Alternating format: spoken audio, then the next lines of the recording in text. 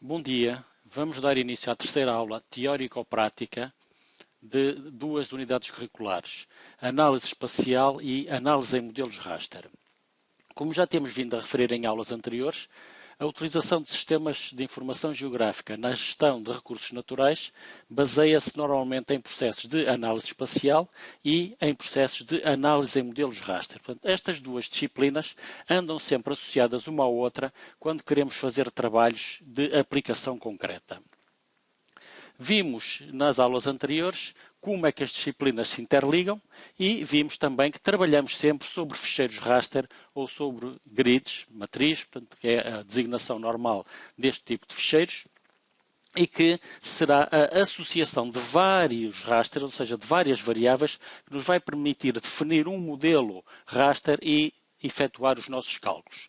Mas para que estes procedimentos e estas análises sejam eficientes, é preciso que o operador perceba o que é que está a fazer e saiba conceber mentalmente todo o trabalho, ou seja, que consiga perceber como é que, se o trabalho fosse manual, ele o faria sobre papel e folhas da carta militar em papel.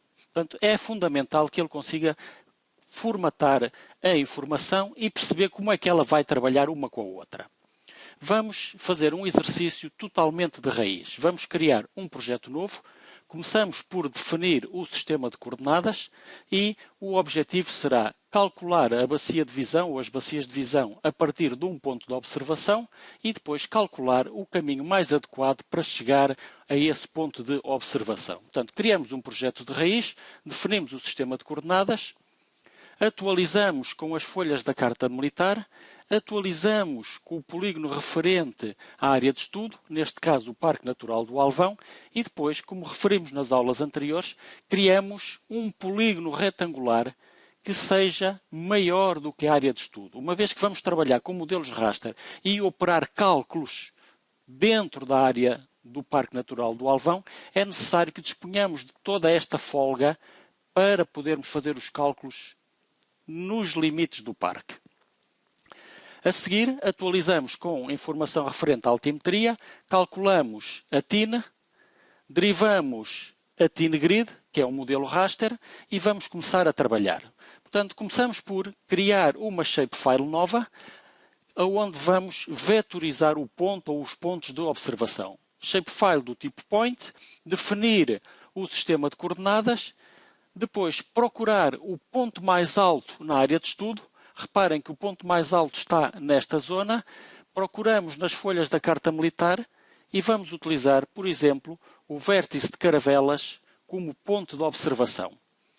Digitalizamos o ponto e preenchemos a tabela de atributos. Atenção que quando se cria a shapefile no ArcCatalog, criamos a shapefile com o sistema de coordenadas e depois temos que criar estes campos de base, que são aqueles que o sistema vai perguntar por eles para saber qual é a altura do ponto de observação e qual é o raio máximo de observação que queremos obter. Portanto, ficou criado o ponto de observação, está caracterizado, podemos agora passar à análise da área de estudo, verificar que ele está efetivamente no ponto mais alto e calcular a bacia de visão.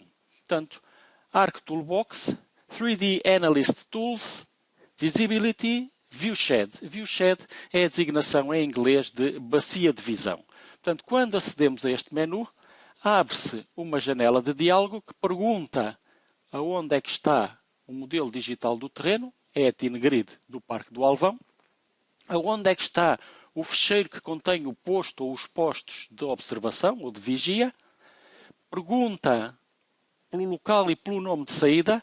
Não se esqueçam que isto é uma grelha e que vai para a pasta das grids para um projeto específico.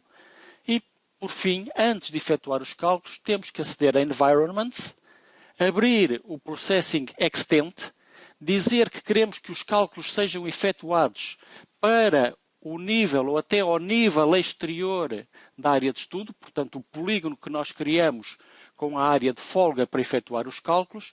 E, por fim, abrir o Raster Analysis e dizer que o tamanho das células tem que ser igual ao do modelo digital de elevação do terreno, ou seja, igual ao da TIN Grid.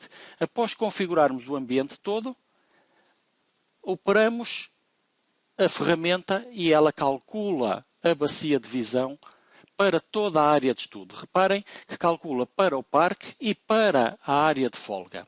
Uma vez calculada para toda a área, agora sim podemos cortar só pelos limites do parque para ficar com a bacia de visão dentro do Parque Natural do Alvão. Processo de análise espacial, a extração por máscara, definimos a bacia de visão. Não se esqueçam de atribuir nomes que sejam acrónimos do conteúdo para não se perderem. Dizemos qual é a shapefile que vai servir de máscara para o corte. Gravamos na nossa pasta das grelhas e ficamos só com a área visível dentro do parque. Posteriormente, temos que atualizar a tabela de atributos. Este campo value indica-nos o que não é visível, 0, e o que é visível, e o número de células ou de pixels atribuídos a cada uma das classes. Temos agora que criar dois campos novos. Um designado por área sem acento, em hectares, do tipo double 10.2, e um área perce, para calcularmos a área, mas agora em percentagem do total. Será um float 6.2. Como é que vamos efetuar os cálculos? A área em hectares será igual ao número de pixels vezes a resolução espacial, 10 por 10 metros, a dividir por 10.000 para o resultado ser apresentado em hectares.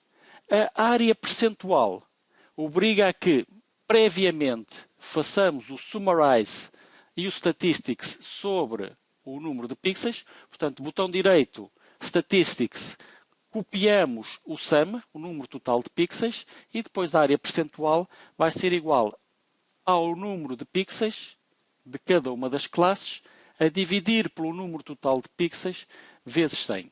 Portanto, ficamos a saber que esta bacia de visão permite-nos visualizar ou analisar 26,4% da área. Ou seja, a partir do ponto mais alto na margem do Parque Natural do Alvão e utilizando 10 km de raio de visão, nós conseguimos observar 26,4% da área, ficando, consequentemente, 73,6% por observar. Na próxima aula vamos continuar a tratar este tema e vamos agora analisar concretamente o que é que vemos ou não na bacia de visão. Obrigado.